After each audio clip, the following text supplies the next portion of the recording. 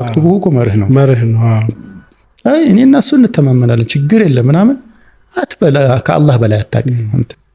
والله يعلم وانتم لا تعلمون እናንተ ከአላህ በላይ ማን ይሄን ነው ፈክቱቡ ያለው አላህ ما نكتب እኛ እንተማመናለን ትላለን لا እንደዛ ይባላል ولا تسأموا أن تكتبوه صغيرا أو كبيرا በጣም ተቻረገኛል ከዚህ ረጅም አያውስ እንዴ አትሰላጁ ትንሽ ነው ትልቅ ነው ብላችሁ ይላል አላህ እንዴ 1000 ብር ነው ያበደርኩት ምን ይሆናል አሁን ዶክተር ቢላል እኔ 1000 ብር ያጭበረብረኛል አትበሉ አለ አላህ አታጭበረብረኝም እኮ ግን ትእዛዙ የማን ነው የአላህ ነው በቃ አላህ ከኔ በለጠ ያውቃል ካንተ በለጠ ያውቃል ማንኛችን ታማኝ ማንኛችን ድንገት ሐሳብ እንደምንቀየር ዳይናሚዝማችንን አላህ ስለሚያውቀው ጻፉትን አስመስክሩበታል ግን እኛ እንተፋፈራለን ብዙ ጊዜ አይተከሆነ እኔ አሁን ብዙ ጊዜ አብሮ ሰዎች ሲዘሩ በኋላ ከመጣላት ቀድሞ ትንሽ መጣላት ቀድመህ እኮ ትንሽ መጣላለከና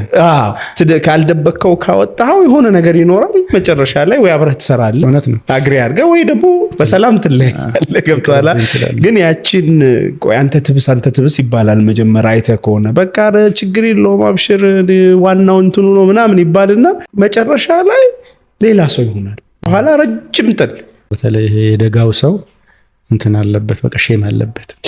በጣም ሀያ ይሉኝታ ምናምን ይኖራል ግን ይሉኝታን መገርሰስ የሚችል ኮንፍሊክት ይመጣል ከይሉኝታም አልፎ ዝምድናን የሚቆርጥ ወዳጅነትን አፈር የሚያበላ አልፎ ወደ ቤተሰብ ወደ ጓደኛ ወደ ጎሳው ወደ መዝሐቡ ላይ ይዞራል እንዲህ አለ እንዲህ አይነት አስተሳሰብ አለ እንደ ገሌ ብለህ ብትተዛዘብ ነው ኤግዛክትሊ ብትተዛዘብ ነው ሌላ ምንም የለውም አብሮ መስራት አይከለከልም ስለዚህ የኔ ድርሻ ምንድነው ጥቅሜ ምንድነው ግዴታዬ ምንድነው ኃላፊነቴ ኤግዛክትሊ እነዚህን ዘርዝሮ በመስማማት አቺን ፕላትፎርም አድርጎ ሁሉም ኮፒውን የራሱን ይዞ ሐሳብ ልትቀይር ስትነሳ ፈርማል እኮ ሐሳብ ልትቀይር ላሰማህ አላህ ሸይጣን መጥቶ ቢተውት ምንም አማራጭ የለም በአግባቡ መብቴን ብቻ ጠይቄ ግዴታዬን ተወጥቼ ልውጣ ማቋረጥ ፈለክ ሪሌሽን መብትህን ተጠቅመህ ግዴታህን ተወጥተህ ነው የምታቋርጠው እንጂ በድለህ አስለቅሰህ ገፍተህ ዘልመህ አይሆን ይልህ ማን ነው ወረቀቱ ህግና መንግስት ባለበት ሀገር ስለሆነ የምትኖረው ተአደብ ጫካ ውስጥ አይደለም የምትኖረው ትባላለህ